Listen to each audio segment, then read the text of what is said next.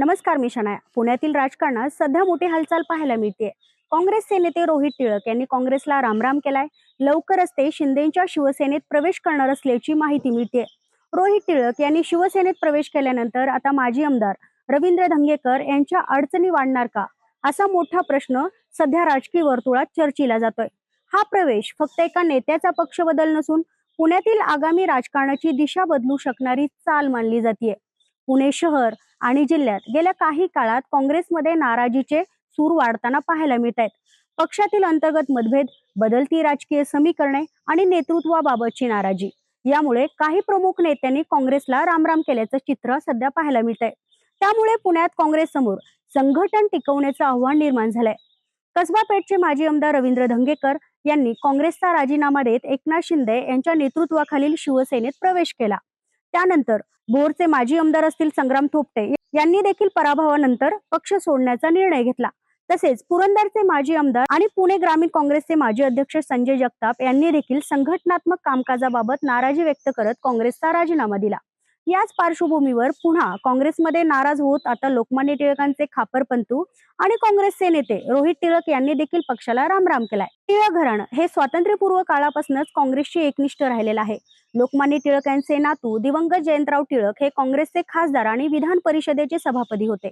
रोहित टिळक यांनी NSUI चे प्रदेशाध्यक्ष म्हणून देखील जबाबदारी सांभाळली आहे. 2009 आणि 2014 मध्ये काँग्रेसच्या तिकिटावर त्यांनी कसबा विधानसभेची निवडणूक लढवली होती. प्रदेश काँग्रेसचे सरचिटणीस म्हणून देखील त्यांनी काम पाहिलं होतं. रोहित टिळक यांनी काँग्रेस पक्ष सोडण्याचा निर्णय जाहीर केल्यानंतर या निर्णयामागील कारणांबाबतची चर्चा सध्या रंगू लागली आहे.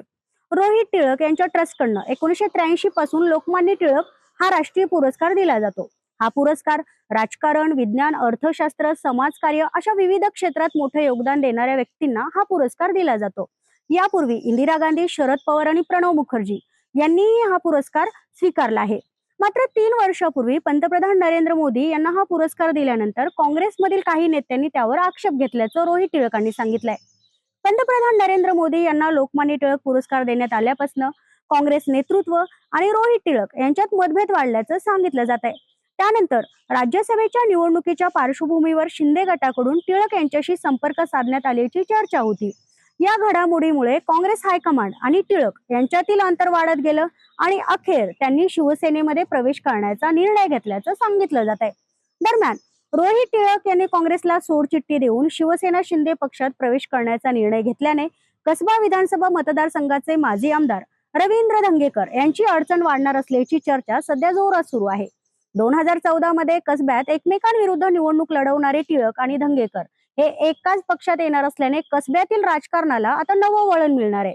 कसबा मतदारसंघाचे काँग्रेसचे माजी आमदार रवींद्र धंगेकर यांनी शिवसेना शिंदे पक्षात प्रवेश केला असून ते शिवसेनेचे पुणे महानगर प्रमुख आहेत. रोहित टिळक आणि धंगेकर हे एकेकाळचे राजकीय प्रतिस्पर्धी आहेत. 2014 मध्ये झालेल्या कसबा विधानसभा मतदारसंघातील निवडणुकीत काँग्रेसकडून रोहित टिळक आणि महाराष्ट्र नवनिर्माण सेनेकडून धंगेकर यांनी ही निवडणूक लढवली होती. त्या निवडणुकीत भाजपचे दिवंगत आमदार गिरीश बापट हे विजयी झाले होते. टिळक यांना 31,000, धंगेकर यांना 26,000 मते मिळाली होती. आता हे दोन्ही प्रतिस्पर्धी एकाच पक्षात येणार असल्याने कसबा मतदारसंघातील राजकीय समीकरणे देखील सध्या बदलणार आहेत. धंगेकर यांनी काँग्रेसकडून लोकसभेची निवडणूक लढवली होती. केंद्रीय राज्यमंत्री मुरलीधर मोहोळ यांच्या विरोधात त्यांनी ही निवडणूक लढवली होती आणि चांगली लढत सुद्धा दिली होती. मात्र त्यांना पराभवाचा सामना करावा लागला. त्यानंतर झालेल्या विधानसभा निवडणुकीत भाजपचे हेमंत रासने यांनी त्यांचा पराभव केला.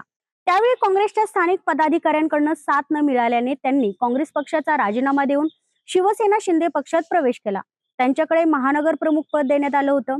त्यानंतर महापालिका निवडणुकीत त्यांनी पत्नी प्रतिमा आणि चिरंजीव प्रणव या दोघांना निवडणुकीच्या रिंगणात उतरवून भाजपपुढे मोठं आव्हान निर्माण केलं. मात्र दोघांचाही दारुण पराभव झाला. महापालिका निवडणुकीत धंगेकर यांनी वेगवेगळे आरोप करत भाजपच्या नेत्यांपुढे प्रश्न निर्माण केले होते. कोथरूडमधील गुन्हेगारी आणि जैन बोर्डिंग प्रकरणापासून त्यांनी केंद्रीय राज्यमंत्री मुरलीधर मोहोळ, राज्याचे उच्च आणि तंत्र शिक्षण मंत्री चंद्रकांत पाटील यांच्यावर उघडपणे टीका केली. सभागृह नेते गणेश बिडकर आणि धंगेकर हे एकमेकांचे राजकीय शत्रू मानले जातात.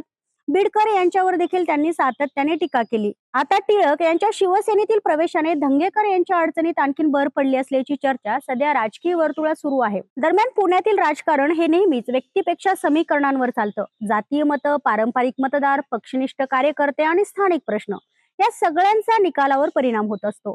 सध्या हीच समीकरणं बदलण्याच्या टप्प्यावर आहेत असं राजकीय विश्लेषकांचं म्हणणं आहे. शिवसेनेच्या दृष्टीने पाहिलं तर रोहित टिळक यांचा प्रवेश हा पुण्यात पक्ष मजबूत करण्याचा प्रयत्न मानला जातोय. ओळखीचं आणि ऐतिहासिक वजन असलेलं नाव पक्षात असल्यामुळे काही मतदारांमध्ये नवीन आकर्षण निर्माण होऊ शकतं आणि याचा थेट परिणाम काँग्रेसवर होणार आहेच, पण त्यासोबतच धंगेकरांच्या राजकीय पटलावर देखील होऊ शकतो. आता प्रश्न असा आहे की हा प्रवेश फक्त योगायोग आहे की यामागे मोठी राजकीय रणनीती आहे? धंगेकरांचा वाढता प्रभाव रोखण्यासाठी ही चाल आहे का, की पुण्यातील आगामी निवडणुका डोळ्यासमोर ठेवून पक्ष आपली ताकद वाढवत आहेत?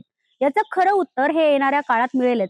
पण एक गोष्ट मात्र निश्चित आहे, ते म्हणजे रोहित टिळकांच्या शिवसेना प्रवेशानंतर पुण्याचं राजकारण अधिकच रंगणार आहे आणि धंगेकरांसाठी पुढचा राजकीय प्रवास सोपा राहणार नाही. तुम्हाला काय वाटतं?